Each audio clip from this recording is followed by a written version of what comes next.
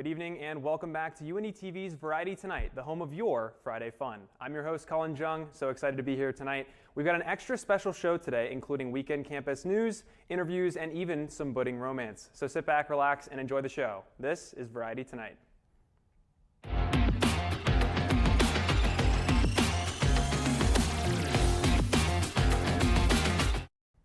Another busy weekend here at UINDY. Let's start with tonight. Women's lacrosse plays Quincy at 7 p.m. in Key Stadium. This game is the One Love game, which will be played in dedication to the One Love Foundation. One Love's mission is to educate, empower, and equip students with the knowledge to form healthy relationships. As the Lady Greyhounds play in support of the foundation, they would like to encourage you to post with the hashtag #LoveIs to bring awareness to the cause. The musical The Evil Dead continues on this weekend with shows every night at 8 p.m. in Randsburg Auditorium. Tickets are available through the QR codes around campus. And the moment you've all been waiting for, football is back with spring ball this Saturday at 1 p.m. in Key Stadium. Go cheer on your favorite football players and bring back your tailgating skills. And Sunday is also a big day for some of our senior student athletes, as women's lacrosse takes on Missouri Western at 11 a.m. in Key Stadium. It will also be senior day to celebrate the senior team members. UINDY softball is also celebrating its seniors this Sunday with 2 games against Southwest Baptist. The first game starts at noon in Greyhound Park, and the second game will follow. Be sure to attend to support your senior Lady Greyhounds. And let's actually take a look at our UINDY app post of the week. Obviously, it's a weekly segment. We always bring it up. Let's go ahead and pull that up on screen. This one is it's an interesting one. So this one is, it talks about birds. We had a request from a student on campus, and his name is... Just a second. His name is Nicholas DePrima. Now he says, "Hi everyone, I'm currently working on a project training a computer to identify and label images of birds.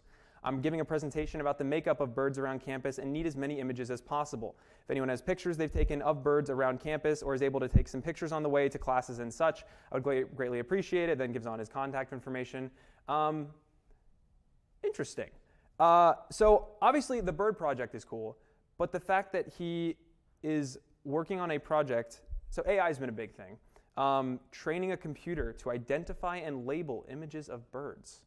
I'm not the biggest bird guy myself. I think that the way they move is funny, the way they're every time they walk. I think that's hilarious. But other than that, I'm okay, it's just, I don't know.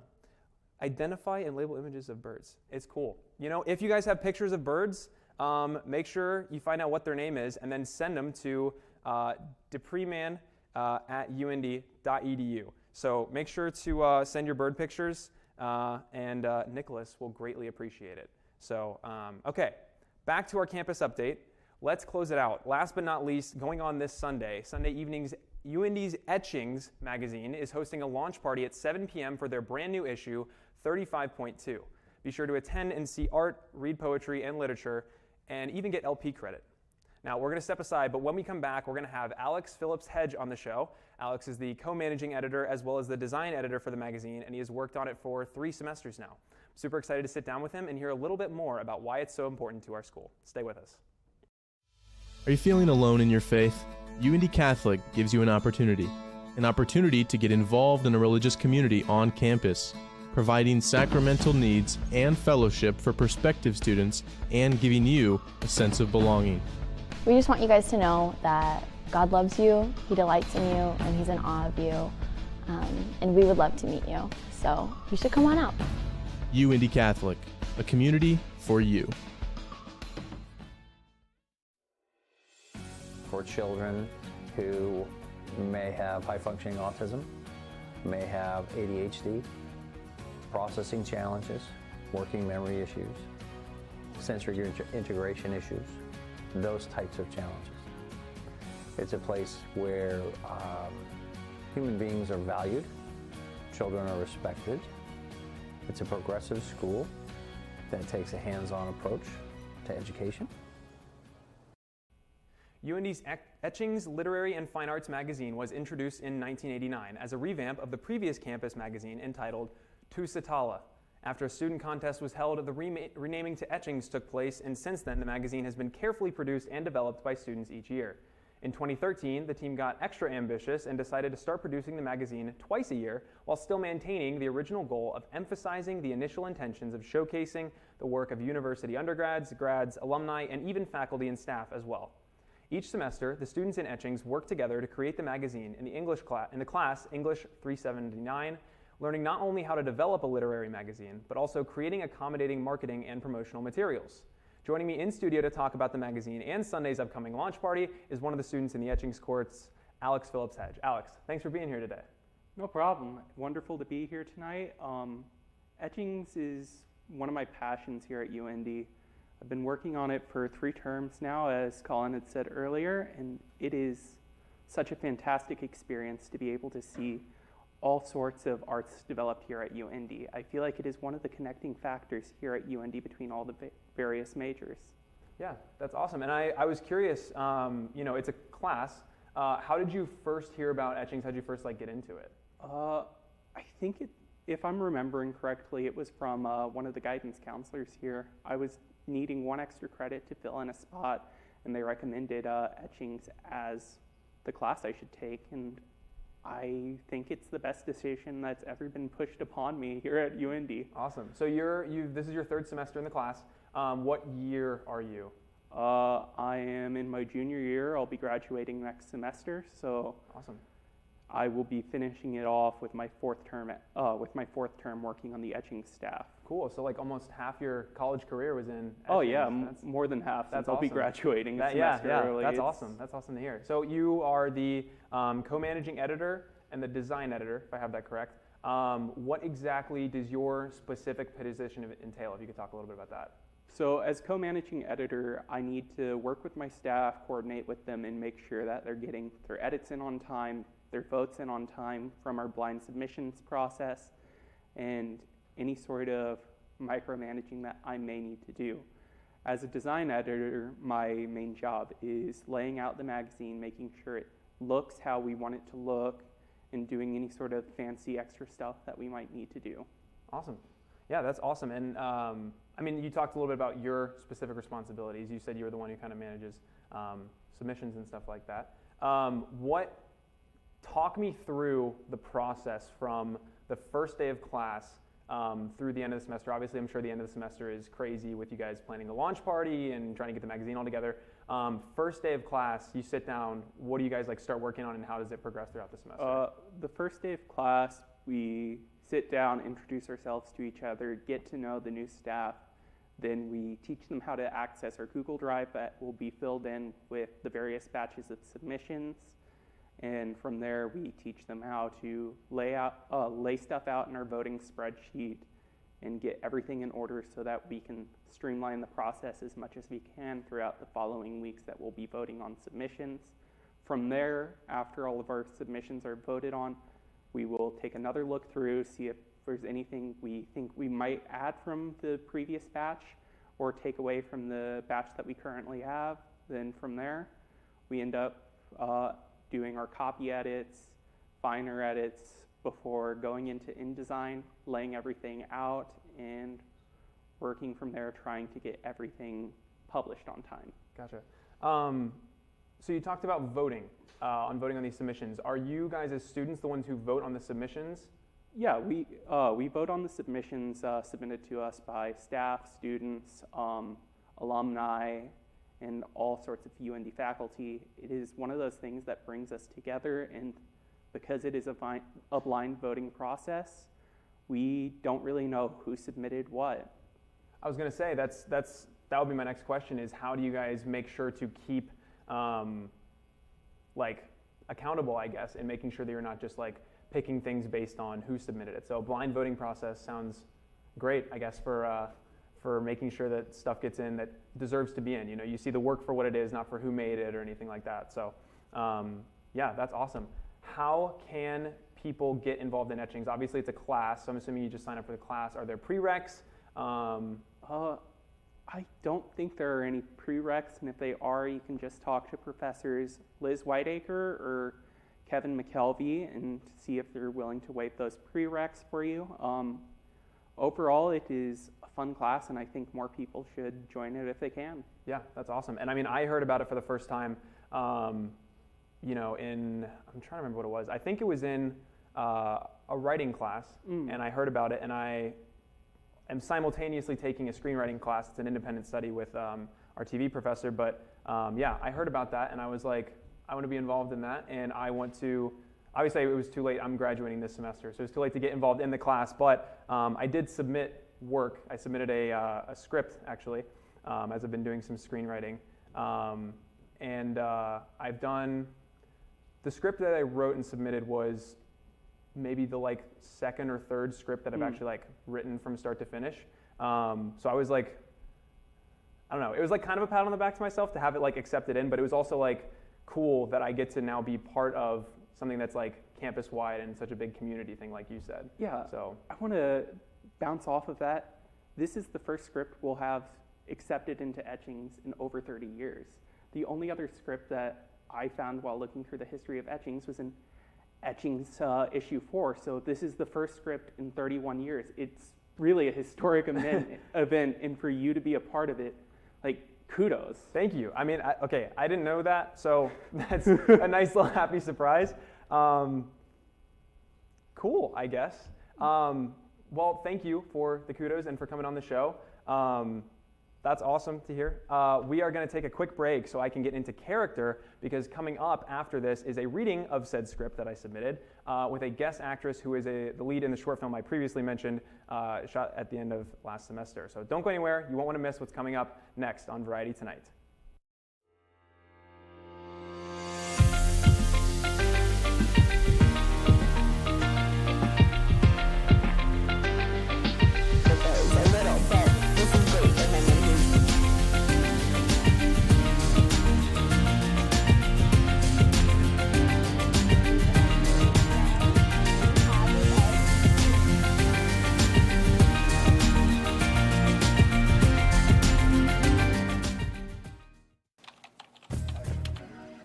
The world's a crazy place, and it's only getting crazier.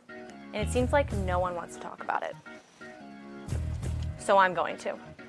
That's why I created Real Talk, a roundtable discussion show where each week I bring on different guests to talk about hot-button issues in society. Join me every week to get your questions answered, Wednesdays at 1 p.m.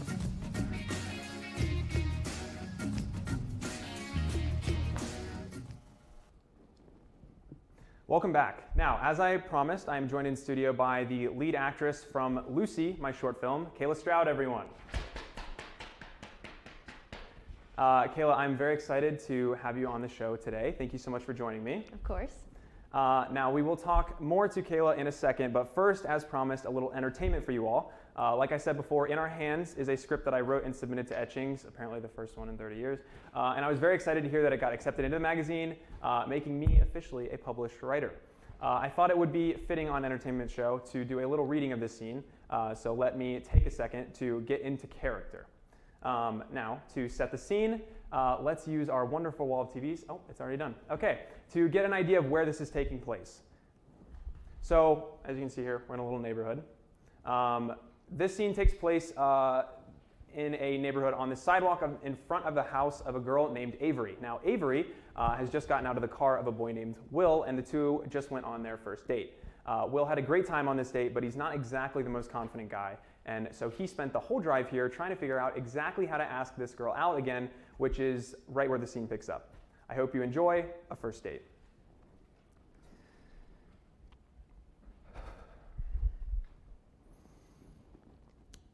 So, Sir William, when can I see you again? What? I had a really good time with you tonight, and I wanted to know when you would be free for a second date. Unless you only wanted the first one. No. Avery, I didn't say that. I just... Yes? I would love a second date. Dang. Just the two then? No, we can do more than two. Relax. I'm teasing. So you really had a good time tonight? Yeah, of course I did. Everything was nice? Yes. You promise? Everything was super fun. Oh my gosh. Yes, it was such a great night. I mean, you can't go wrong with the classic dinner and a movie combo. And the movie was so strange. I think I'm still trying to process everything that happened. Plus, spontaneous ice cream after. So good. I'm just glad the movie was long enough that my stomach got to process enough of that fat burger for me to finish my milkshake. Yeah. Mostly. Can't forget about that burger. Did you have a good time? Yeah, I just feel bad because you didn't like the movie. When did I say I didn't like the movie? I thought you just said it was weird. Strange. And I love strange. Weird, whatever you want to call it. It was crazy and fun and unique and had me on the edge of my feet the whole time. I loved it. Oh. Well, I'm sorry. You don't have any sisters, do you? No. I didn't think so. What's that supposed to mean? Sorry. I just meant to say that girls are normal people too. Tonight was amazing, and even if there would have been some uncontrollable mishaps here and there, it wouldn't make me like you any less. You can relax a bit. I'm relaxed-ish. How about you take some deep breaths with me? Okay. Let's go ahead and breathe in the nose and out the mouth. How's that? Better?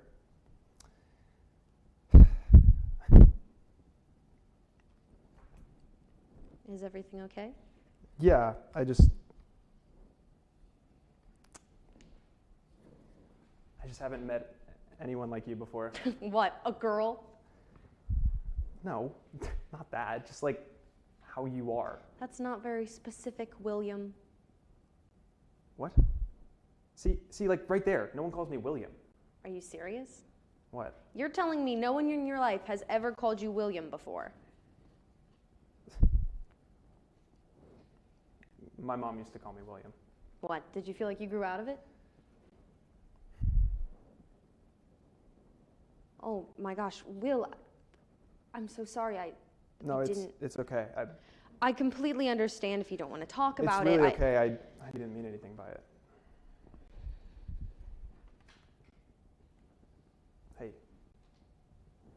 I promise you it's okay. It's been a while since she passed. How long's a while? Bit over 3 years now. I mean, She was sick for a year or two before that too, so we had time to kind of process through everything. Look, Avery, I promise you it's no big deal. I miss her every day, yeah, and it's a sad thing, but I know where she's at, and I also know that she's still with me every day. I just didn't want to be insensitive or anything. I was... Hey, how about you take some deep breaths with me? Yeah? Yeah. In through the nose, out through the mouth. You definitely would have thought she was cool. And why is that? She was really, really funny. Like, I'm talking like Avery funny. You think I'm really funny? That's not funny. I'm hilarious. Yeah, okay, you got me there.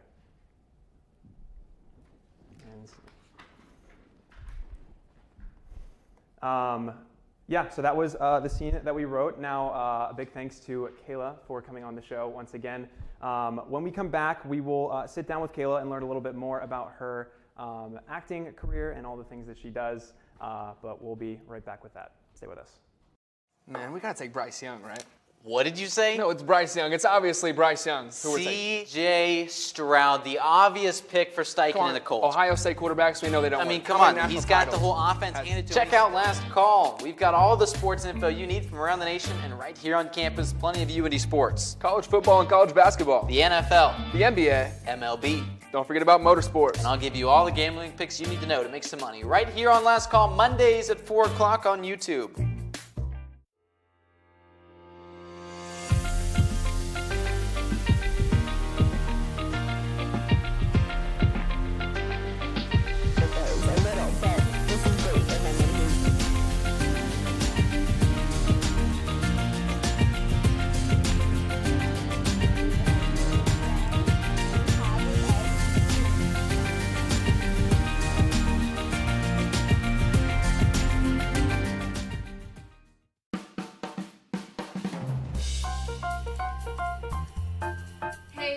here on 88.7 WICR.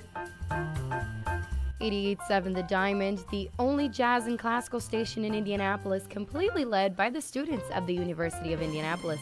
Listen to us on iHeartRadio, TuneIn app, FM radio, HD radios, or even on our website at wicronline.org, a different kind of public radio. Back here on Variety tonight, joined once again by Kayla Stroud. Kayla, thanks again for doing that little reading with me. Yeah, of course. So I wanted to talk a little bit. Obviously, people watching here might know you most from the short film I did, Lucy, because I shared that with a lot of people. Talk to me the first time, so I want to throw back the first time we met. Mm-hmm. The first time we met was in a show, like a theater production over the summer. And I talked to you about it later, and I asked you, why is it that you did this show? And you gave me kind of the answer as to like why that was the show you chose to do. Mm-hmm. If you could talk a little bit about that. About for Epic Story? Yes. So Epic Story was the play that we did 2 summers ago, mm-hmm. right? And essentially it was right after COVID, everything had been shut down, and I've done theater my whole life, and so I had been used to doing multiple shows a year, and then COVID kind of stopped all of that. So it'd been a long time since live theater was really a thing. And so a company called Inspiring Arts was doing this production, this play, and it was really like the first thing that I saw that was happening. And so I was just excited to get back on stage, so I decided to audition. Mm-hmm. And it ended up being a lot of fun, and yeah, that's where we met. Yeah. And I wanted to bring that up just because, you were talking about how often you perform and how quickly that was like cut off mm-hmm. from your life because of COVID. I know it affected a lot of us in a lot of different ways. And so like for me, I felt similar things in that I was very quickly cut off from a lot of the like in-person, hands-on, fun, collaborative things that I enjoyed doing. So I wanted to, relate in the same way that mm-hmm. I'm sure you felt a lot of the same things. Since then, you've done more theatrical productions, but I want to talk about how what your experience was doing a short film for the first time. Mm-hmm. You've done on-camera work before. Yes. I know you said you've taken a class. Could you talk about mm-hmm. the class you took in college? Yeah, so it was my junior year of college, I think. I was in an acting for the film class.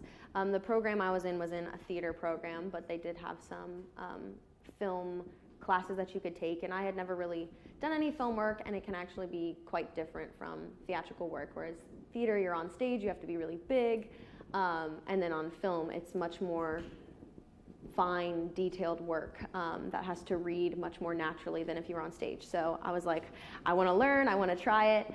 So we took a class, I took a class, and the class was essentially getting as much experience in front of the camera as possible. So we got to learn the different camera positions on set, and also we took turns acting. So everybody was kind of put into groups, and then over the course of the semester, we got to film a couple of scenes. So every week, the class was either you're filming your own scene and you're acting in it, or you're being on set for somebody else's scene. And so it was a very base level class, but it was super interesting to kind of get familiar with that sort of work.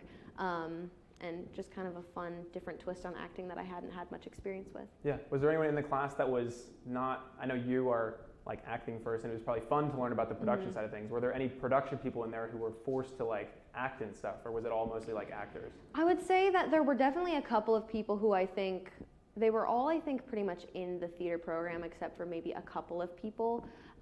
So I think most people were coming from a theatrical background, but within our theater program, there were people you could specialize in performing or backstage sort of work, tech work. So there were some people who were more focused in the tech sort of things that were in there. But yes, everybody had to act. Well, then quickly let's talk about, segueing into what exactly the differences you noticed were between film acting and theater acting. Yeah. Well, like I said, theater acting is much bigger. You're on stage. You have to you have to fill a lot of space and perform. There's a phrase of like perform to the people in the back of the room. So it's very big. It's a little bit more dramatized movement in acting, I would say. And then with movies and film, you have to be very lifelike in a sense. Like I think that theater is a heightened sense of life, and then acting on camera is you have a camera like directly in your face. So it's much more finite, and you have to, I, as a theater actor coming to film, had to tell myself to just play it cool, be natural, like don't overdo it, because theater training is much bigger. Yeah. Well, and I know that as we were shooting things, there was a lot of like, every single time we did a shot, you were excited to see what it looked like because you wanted, I'm sure, to critique yourself in the subtleties and stuff, which I think is a good thing. I'm a big proponent of, self-improvement and things like that. So I'm sure it was cool to kind of see, how your performance was. I also know that there were times where I would, at directing you, ask you to do things that you were kind of like, huh? So, which then there was a redemption in that where I showed her the final product and she was like, oh, that's what your vision was for that. So one of the shots in Lucy, she was basically, we were filming like her waking up from a nightmare essentially. And so I basically asked you to lay there and twitch your face as if like a bug was on your nose, in which case you did that. And then you were like, wow, because I remember watching the raw footage back with you and you were like, wow, that looks really weird. But then my vision came to fruition. We got to see the edited version. So yeah, I don't know. It was just fun. I know I had a lot to learn directing wise in that. And it was cool to work with you because you got to kind of give me critique on like, this would be something that would be helpful for me as an actor. I don't know if you had any specific things that you're thinking of besides the nose twitching that was, kind of a thing that you would think of as like, oh, that was a moment where I was like, this could be important for actors. I don't know if you have anything. Yeah, well, just what you're saying is that's another big difference is that usually as a theater performer, you don't get to watch yourself back and you're kind of just doing it and hope that it like reads right and hope that you're doing all these things. And with film, you do have that opportunity for a do-over. Like live theater, you're on the stage. If something goes wrong, you've got to keep going and hope nobody noticed. But with theater, or with film, you get to kind of watch yourself back. And as someone who doesn't like watching themselves, it was a very strange thing for me to do, especially with that scene that you're talking about. I was so uncomfortable just like laying there pretending to have this like nightmare and twitching my face, knowing that you just had like a camera so close to my face.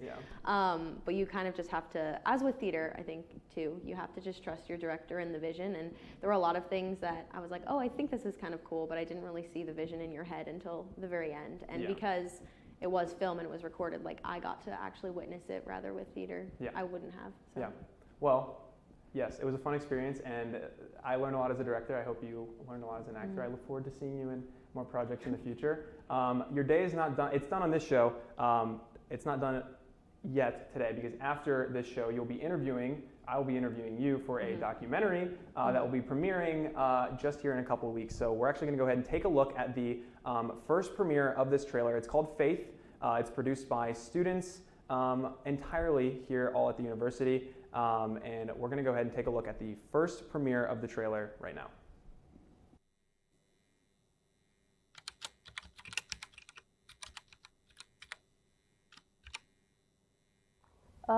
Faith is what has kept me grounded thus far.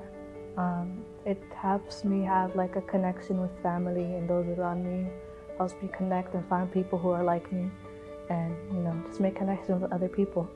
When I think of faith, I think of just what I believe in, what I've believed in my whole life, what drives me, what I have to stay motivated by, what I have to look forward to every day, and just what I'm passionate about. I think of faith as believing in something more powerful than us, but also something that can create commonalities between people. Like, I believe that people can come together for the greater good. We've seen that in history before. So I mentioned Kierkegaard before, and he describes faith as sort of this leap into the void, leap into something you don't know. So I think that faith is sort of hoping it is and trying to make the best of that. I guess I would say belief without certainty. So maybe you're thinking about something bigger than you. Not really knowing what it is, but I think that doesn't preclude us from having a belief. To anybody who is looking into religion or faith, really ask yourself, why do you exist? And my hope would be that it would send you on a journey that would hopefully allow you to study multiple religions, to see the different faith claims, and ultimately you follow the truth where it leads you. you as a person must define yourself what you choose as your destiny in life.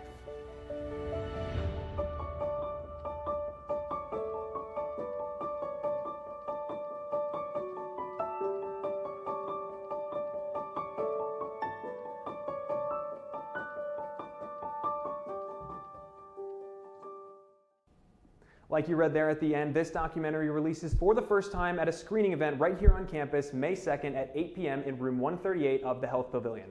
Make sure to be there. It'll be an awesome event with candy, popcorn, drinks, fun, and all the things. This is Variety Tonight. I'm your host, Colin Jung. Thanks so much to Kayla Stroud, Alex Phillips-Hedge for joining me, and we will see you next time. Have a good night.